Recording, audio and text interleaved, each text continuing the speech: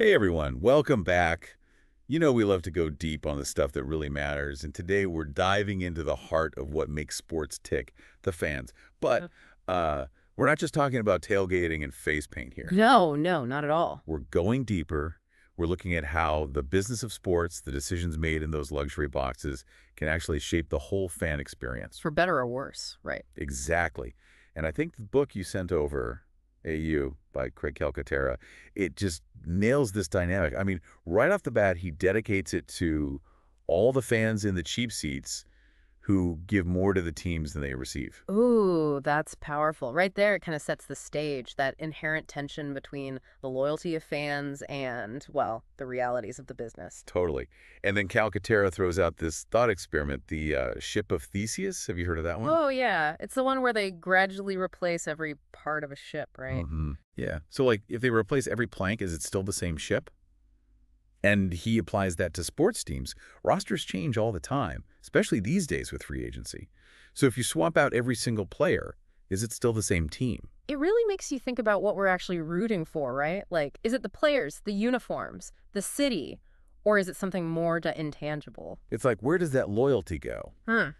Calcaterra talks about how in just a few years, every player on his beloved Atlanta Braves from the 80s was gone, traded or lured away by big contracts. So did he stop being a Braves fan? Nope, he still considers himself a diehard. But it does make you wonder. I mean, it's almost like what Jerry Seinfeld said, about how we're really just rooting for laundry. Cheering for an outfit. Yeah, it's funny, but it kind of highlights the shift towards a more, I don't know, like a more abstract fandom. And that shift is happening right alongside these trends within specific sports, Like Calcaterra talks about sabermetrics in baseball. The rise of the stats gurus. Yeah, and it's not a bad thing. Like, data can be super useful, but it does change things. It can prioritize the team's overall performance over, like, individual players. It becomes about wins above replacement, not necessarily who hit that game-winning homer. Exactly. Like, remember the Oakland A's Moneyball era? Super successful, but it also felt, I don't know, kind of cold, right? Like, less about the human element and more about the numbers. For sure. And we see this in other sports, too. Think about the NFL with that whole protect the shield mentality. Yeah. It often feels like the league's brand is more important than any individual team, even. Right. It's like the players are almost interchangeable. Pieces in a giant machine. Which kind of brings us to this other interesting narrative Calcaterra digs into. The idea that a winning team can actually heal a city. Oh, yeah, that's a classic. He starts with the 1969 New York Mets. They go from worst to first, win the World Series in this totally unbelievable way. The Miracle Mets, they call them. And the story is that they helped heal a city still hurting from the 60s. It's a feel-good story, for sure. But Calcaterra is like, hold on, let's look closer. Yeah, he's like, did the Mets winning actually solve any of New York's real problems? It's easy to get caught up in the emotion of it all, but sometimes we need to step back and ask, is this just a distraction? Like putting a Band-Aid on a broken bone, maybe. Calcaterra points to other examples, too. The '68 Detroit Tigers after the riots, the New Orleans Saints after Katrina. It's a common theme, especially after a city experiences some kind of collective trauma. Right, and even recently, the Columbus Crew winning the MLS Cup in 2020. And that one is particularly interesting because of what happened. Remember the letter from the CEO of the Columbus Foundation? Oh, yeah, where he kind of seemed to connect the team's win to the tragic killing of Casey Goodson Jr., right? Yeah. It sparked a huge backlash, people accusing him of, minimizing the gravity of what had happened. And it really highlights the danger of using celebratory events to gloss over, really serious issues. It's like sometimes the healing narrative can be a way to avoid dealing with the hard stuff. And that, that can be problematic. Absolutely.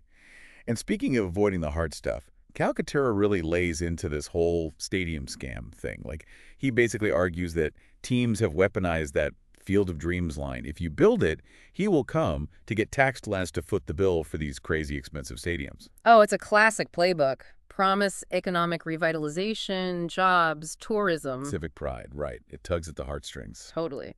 But as Calcaterra points out, those promises often don't pan out. Yeah, he brings up the Minnesota Vikings Stadium, Yeah. U.S. Bank Stadium. Oh, yeah, what a mess. Ended up costing taxpayers over $678 million. And they initially refused to spend, what was it, $1 million extra for bird-safe glass? No way, really? Yeah, so tons of birds ended up cutting. Now they're facing a $10 million retrofitting cost. Talk about penny wise and pound foolish. It's like they were so focused on saving a buck that they totally ignored, well, basic common sense, really. Not to mention the environmental impact. And then you have the whole Arizona Coyote saga. They moved from Winnipeg, ended up in this brand new arena in Glendale. Sounds good so far. Except their fan base was like mostly in a totally different part of the Phoenix metro area. So fans had to drive, what, like an hour in Phoenix traffic? Exactly. And even though they were already struggling financially, the Coyotes kept demanding a newer arena, threatening to move again if they didn't get their way. Holding the city hostage with a hockey stick? Pretty much. And then there are the Bengals and the Reds in Cincinnati. They basically bullied Hamilton County into funding 2 new stadiums. 2? Wow. Yeah, with this really shady tax scheme that ended up hurting the county's budget for years. So, like, essential services got cut. Yep. Education, healthcare. It's like robbing Peter to pay Paul, but Paul is a millionaire athlete. It's mind-boggling, really.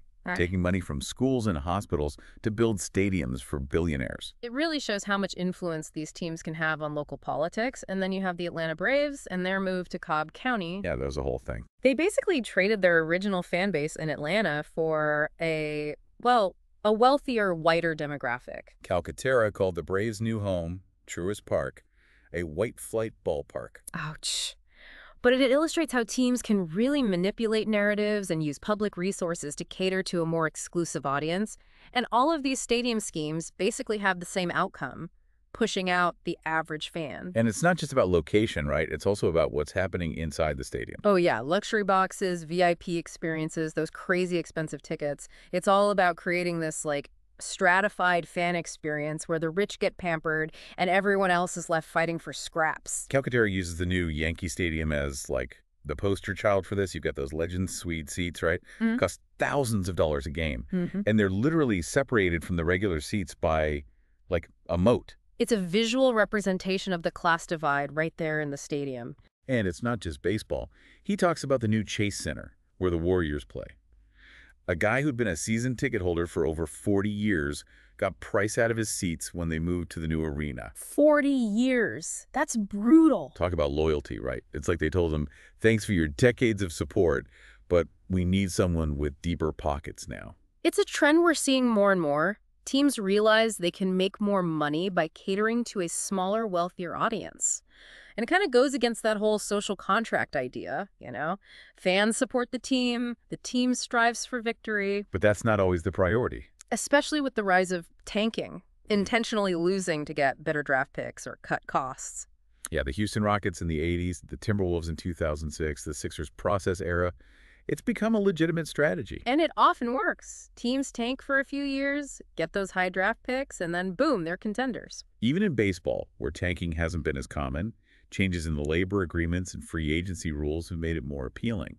It's like teams are playing 4D chess while the fans are stuck playing checkers. Willing to sacrifice a season, or even multiple seasons, for some long-term gain. And meanwhile, the fans are stuck watching a team that's deliberately not trying to win. And here's the kicker, right? Teams and leagues are figuring out how to make money even if they're not winning. Oh yeah, it's not just about ticket sales anymore. Real estate, right? Exactly. The Braves, with their Battery Atlanta development around Truist Park, are a prime example.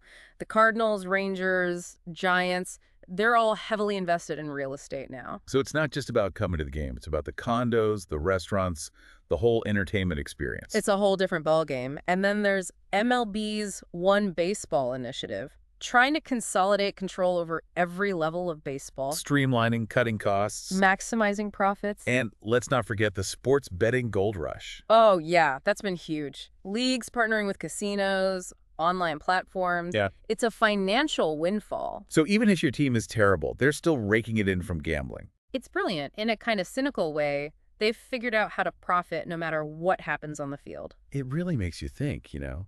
Like, we're talking about this massive multi-billion-dollar industry. Okay. And at the heart of it, it's supposed to be about passion. Yeah. Competition. Community. Right.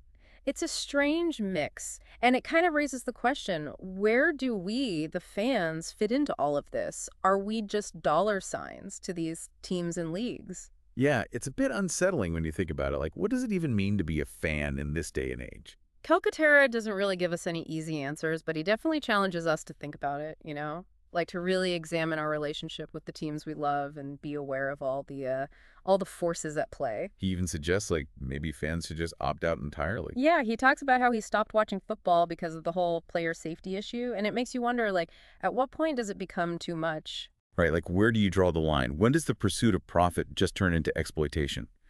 And when does it start to alienate the very fans who are keeping these teams afloat? Big questions, no doubt. So, what's the takeaway here? Are we, like, doomed to just be pawns in this whole game of stadium deals and billion-dollar TV contracts? I don't think so. I mean, Calcaterra's message isn't all doom and gloom. It's more about, like, empowerment. He reminds us that we, the fans, we actually have power. We don't have to just sit back and accept whatever these teams and leagues try to sell us. So we need to be more like Calcaterra, basically. Yeah. Skeptical, informed, willing to hold these teams accountable. Yeah. Don't be afraid to question their decisions. Look deeper into the stories they're telling. And most importantly, like, demand better. Because at the end of the day, we all love sports, right? It brings people together. It creates memories. It inspires us in ways that, honestly, few other things can. It's a powerful force, and that's something worth fighting for. But that fight requires us to be, aware, engaged, and willing to speak up. We can't let our fandom be taken for granted. It's a two-way street, for sure. If teams want our loyalty, they got to earn it. On the field, off of. Absolutely. I think that's a great place to wrap things up. Thanks for joining us on this deep dive, everyone. And remember, your fandom is yours. Don't let anyone take that away from you.